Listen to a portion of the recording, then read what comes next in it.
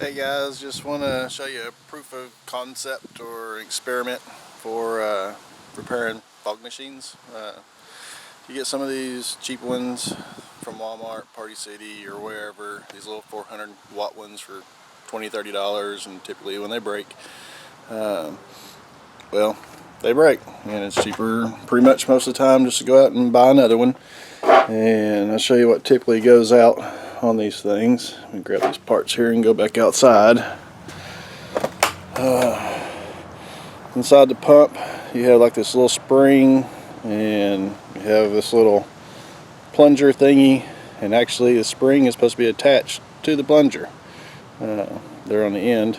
And so typically that's what goes bad. They rust. They're very cheap, so people always say clean your fog machines. Really, I haven't had any of the chambers, the heating chamber, go bad as far as needing the cleaning. Most of the cleaning comes for the pump itself. But what I've done here on this one, I bought what's called a dosing pump. Got it off eBay for probably around $6 or $7. Kind of acts like a little rotary thing. It just spins around on the hose itself. This is just proof of concept, so this is it in the original design, but I'll show you how this is kind of hooked up. Here is the original motor, or not motor but pump, that typically goes bad.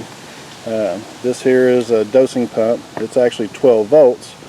So what I done was I hooked up wire up to that and just put on a little connector. It's actually connected up to a 12 volt wall wart, and then that's connected up to a AC extension cable.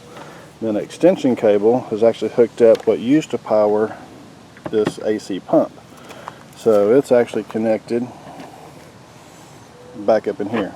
So AC applies power down the extension cord to the wall wart, which then converts it to 12 volts, which runs this little motor.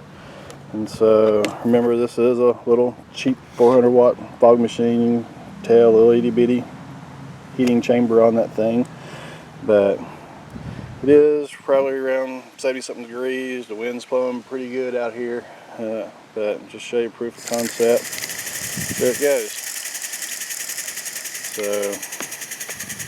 you can actually fix this thing, and the reason right now that it's still going is because it actually built up a lot of pressure in it, and you can see the pressure built up in this little tube right here. So as it bleeds off, it'll continue on until it bleeds off. One way to fix that is just by putting on like one of those little aquarium air bubbler valves. That way you can actually control how much fluid goes through there. So that way you don't get that big bubble in there. So as you can see, it blows out. So and it doesn't take much. So I actually held my finger on that button for a few seconds, and it's still going. But here I'll actually, once it calms down, I'll just hit it for like a full second. Well, actually the thing is on its warm-up stage right now. So I gotta sit here and wait. Of course, I'll edit the video and cut this piece out of it and show you when it warms up. Yep, it's warmed back up now. Didn't take too long. I'm just using one of these little contraptions here, but you can see I'm just going to hit it for about 1 full second, 1001, and there it goes. So it just pumps away, and this little motor is still spinning. It's just winding down, and but still going. So it don't take much for this thing to shoot off the juice. And this little doodad right here probably cost $6, $7. I'll try to do another video here in a bit on a different type of pump motor and see how it works. So, but there is one saving grace, and one thing I did mention is that I did take out the guts out of this. That way I can run this hose into the back of the original pump, because this tube here, it gets hot. So that will actually melt most hoses. So if I would have connected this up to this, it would have melted that hose. So like I said, I mean, this is just jerry rig right now. I just got some zip ties around it because, I mean, this particular motor, I mean, it's actually pressed in. This ring, this piece of metal is actually bent over it and pressed in, so I had to pry it all off and gut it and then beat it back in, put some zip ties on it. But you know, this was going to be a permanent fix. This would look better, it'd be repaired better. But this is just a quick shot, just help you guys out if you want to save your fog machines and replace them, fix them for $7. Power supplies probably about another $2. If you had to get this extension cable, Dollar Tree, $1.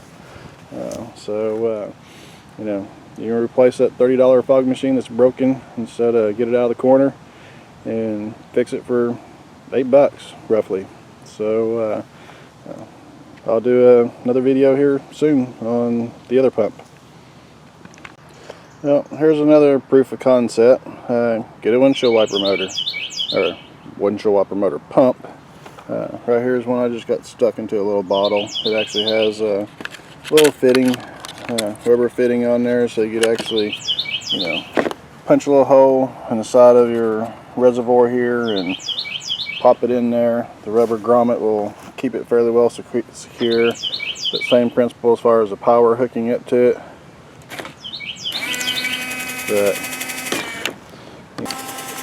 So there's the wiper pump blowing out. So there's just another proof of concept.